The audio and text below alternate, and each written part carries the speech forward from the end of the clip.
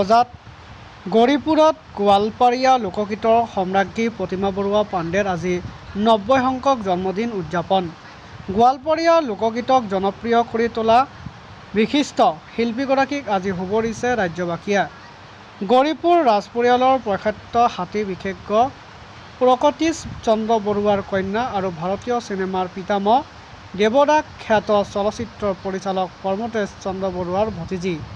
1935 চনৰ 3 অক্টোবৰ এই বিশেষ দিনটোতে জন্মগ্ৰহণ কৰে গোৱালপাৰীয়া লোকগীতক জনপ্ৰিয় কৰি তোলা বিশিষ্ট শিল্পীগৰাকী। গৌৰীপুৰ মাটিয়াবাগস্থিত শিল্পীগৰাকীৰ প্ৰতিচ্ছবিত মাল্যাৰ্পণ কৰি বন্তি প্ৰজ্বলন কৰে। লগতে ধুবুৰী ফুলবাৰী নৱনিৰ্মিত দলংখনৰ নাম প্ৰতিমা বৰুৱা পাণ্ডেৰ নামে নামকৰণ কৰিবলৈ আহ্বান জনায়। গম পাইছে যে আমি আজি জন্মবাৰ্ষিকী উদযাপন কৰি আছোঁ।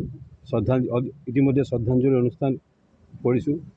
আপোনালোকক অৱগত কৰিব পাই আমি সুখী হৈছোঁ যে ধুবুৰী বাৰ্তাজীৱী সংঘ আৰু প্ৰেছ ক্লাবে যৌথভাৱে জিলা উপায়ুক্ত মহোদয়ক ধুবুৰী ফুলবাৰী যিটো ব্ৰিজ হৈ আছে বাইদেউৰ নামত নামকৰণ কৰিব লাগে বুলি দাবী জনাইছে।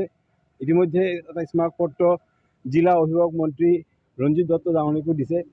আৰু আজি এটা বস্তু আলোচনা হ'ল, নীতিন গাডকাৰী ডাঙৰীয়াক অহা সপ্তাহৰ ভিতৰত এটা স্মাৰকপত্ৰ পঠাব আৰু এই যে নৱজাগৰণ এটা আনিব লাগিব, বাইদেউৰ নামত ব্ৰিজখন নামকৰণ কৰিব লাগে।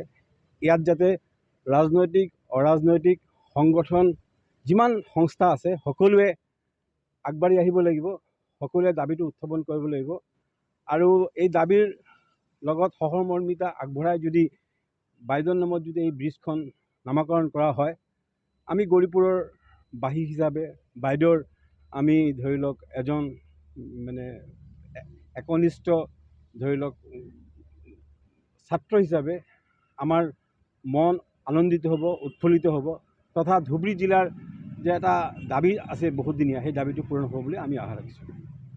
ইতিমধ্যে দাবী হৈ আছে। এতিয়া সকলো সংগঠন, ৰাজনৈতিক সংগঠন সংস্থা সকল আগবাঢ়ি আহিব লাগিব, এইটো আহ্বান জনাইছোঁ। চবে যদি আগবাঢ়ি আহে তেতিয়াহে এইটো সম্ভৱ হ'ব, নহ'লে কিন্তু সম্ভৱ নহ'ব।